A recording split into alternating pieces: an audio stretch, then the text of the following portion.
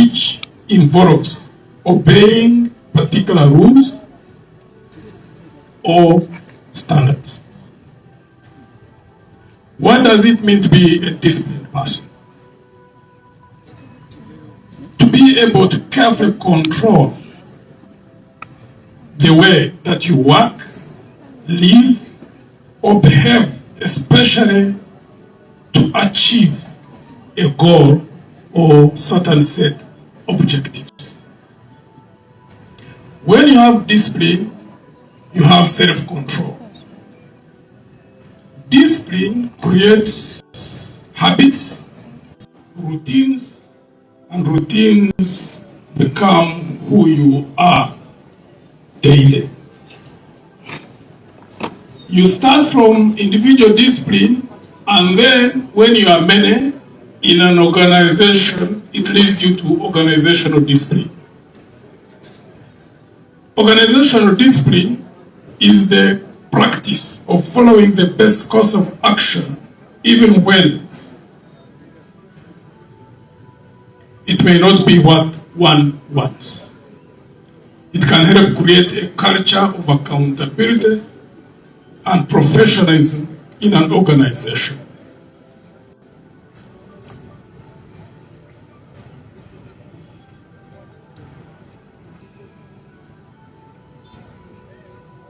Therefore, you're on the right path.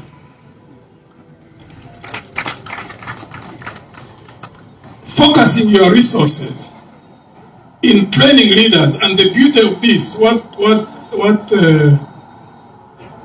gratified me in the first cohort is to see 3 categories who were all involved in this training. 1, the elected leaders. 2, the professionals. 3, the foot soldiers. Because that hierarchy is in every political organization. So when you concentrate effort and you train them as you have done, and you continue doing that, it means that the thinking, the actions are similar in the organization. And once you build it as a culture, even when one set of leaders leaves, another one comes in, they continue moving in the same direction. So you are building for long term. And again, I congratulate you for that. Tumaze emyaka nkaaga mwebiri kasooka tufuna obwetwanze. Naye kati bwe tuli buli muntu yenna alaba embeera nga bweri mu ggwanga lyaffe.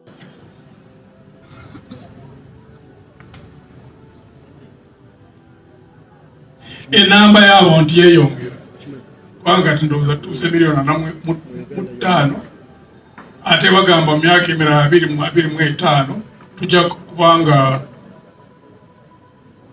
coming close to 100 million people.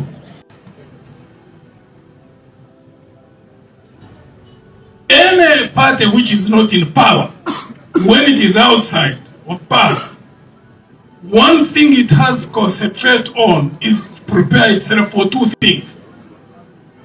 1, how to take power.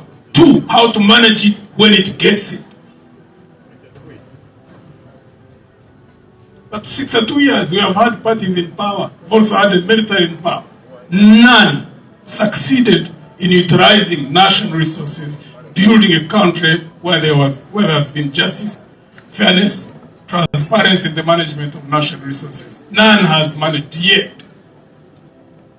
Ekitegeeza nti ffe abali mu opposition, and I congratulate you for starting this. I hope all other organizations in the opposition similarly do that.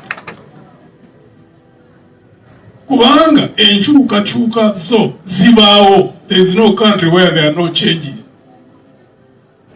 N'ekibiina ekyasinga okumala ebbanga mu buyinza e Mexico kyamala emyaka 7 naye kyava mu buyinza. Senegal mu Africa ekibiina ekyandowooza kimu mu ebyo byamala ebbanga mu buyinza. In Senegal 50 something years ne kivaamu. Wetwogerera weeks ebbiri eziwedde waliko ekibiina ekyali mu buyinza e Botswana emyaka 58. Ekibiina ekimu ekibadde mu opposition ne kiwangula kati kiri mu buyinza. Ekirungi Botswana kye balina baayiga empisa oba discipline ey'okumanya nti bwe bawangulwa bavaamu abawangudde ne bayigira. Eyo tetunaba nayo wano. Kati abali mu gavumenti amagezi gaabwe mampi.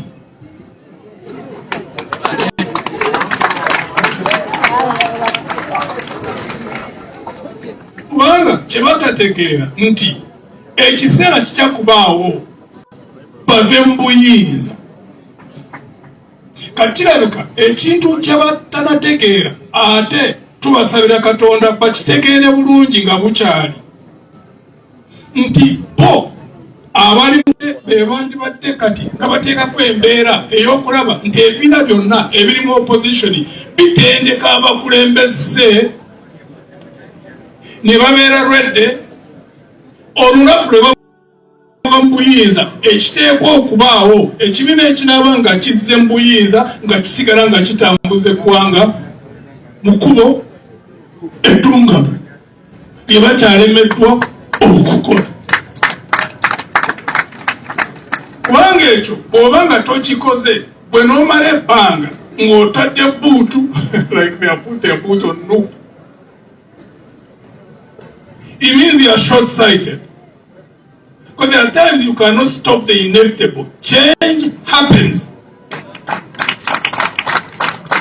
So one thing I can't understand is for them not to recognize that the moment if it has not prepared itself, it can mismanage power, not because they want to mismanage power, but because they have not been prepared.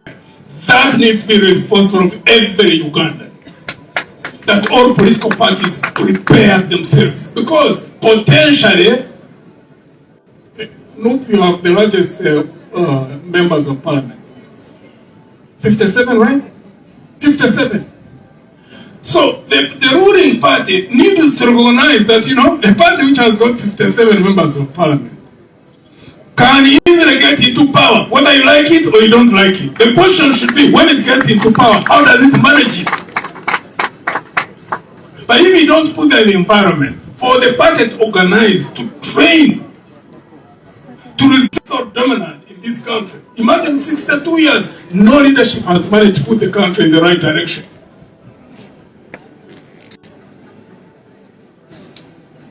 The leaders in power, what they are doing is what they call criminal irresponsibility. But I would like to thank you that nevertheless, much as you are under that kind of pressure, that you've recognized the need, the critical need of training. Training. Kati mwabasoose musaanidde okutegeera naawe abanadda mu bigere byammwe, and I trust you're going to continue training consistently.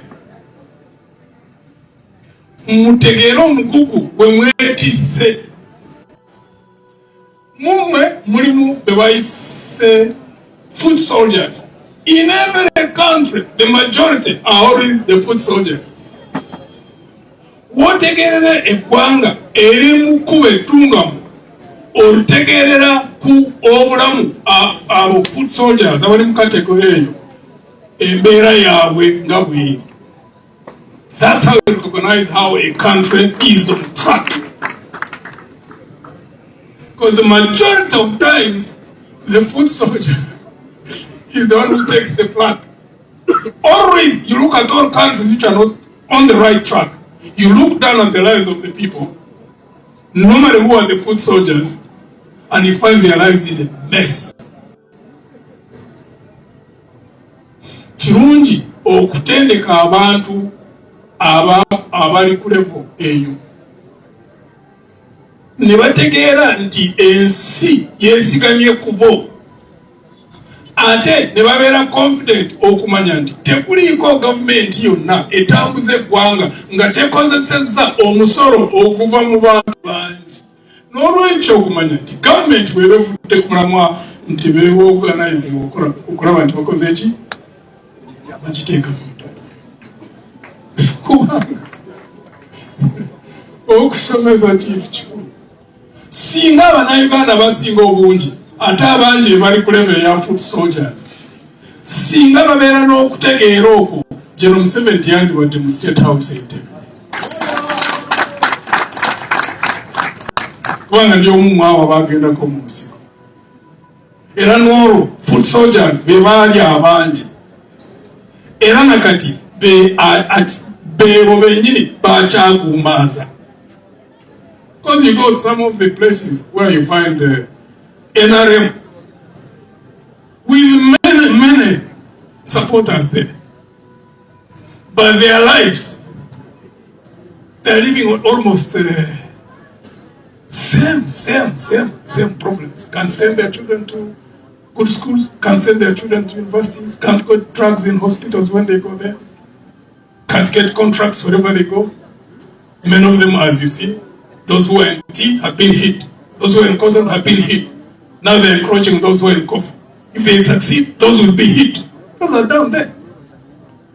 But the problem is that those who are on the side of the regime hang on to it. Why? Because of a lot of misunderstanding.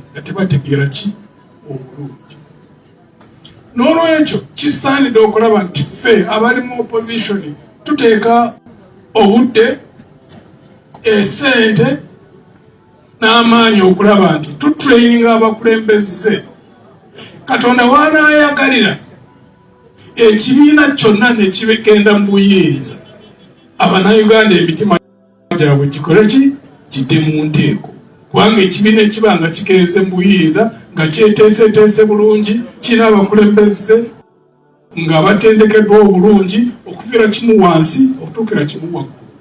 Bwe batuuka bwe bati ne bategeera omugugu gwe beetisse okulaba nti ekibiina ebyaffe ebirimu opposition bwe kiba nga kiyingidde, oluusi Katonda bw'aba ayagadde kye kinaasooka okusangula amaziga okuva ku ki? Mu mitima gyabwe. Kubanga emyaka 52 kubanga enkyukakyuka. And you have your slogan of a new Uganda. A new Uganda cannot be because of change of faces. No, it can't. Because there have been nine